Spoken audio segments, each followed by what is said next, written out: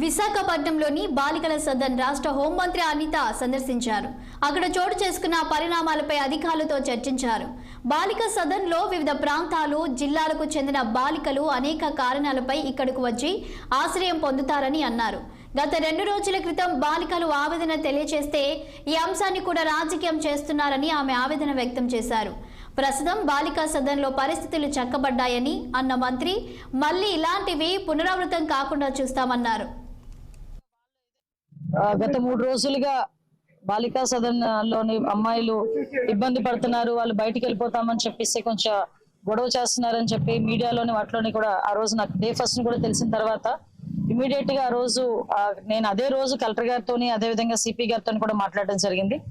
Collector గారితో మాట్లాడిన తర్వాత ఇమీడియట్ గా ఐసిడిఎస్ వాళ్ళని అదేవిధంగా సిడబ్ల్యూఎస్ వాళ్ళని ఇక్కడికి పంపించి ఇక్కడ పిల్లలతో కూడా మాట్లాడించడం, అదేవిధంగా వాళ్ళు ఏదైతే వాళ్ళు డిమాండ్స్ చేశారో కొన్ని డిమాండ్స్ ప్రకారంగా కొంతమందిని ఇక్కడ నుంచి వాళ్ళ హోమ్స్ పంపించడం, ఇవన్నీ కూడా రెగ్యులర్ గా జరిగిన ప్రొసీజర్ లో జరిగినాయి.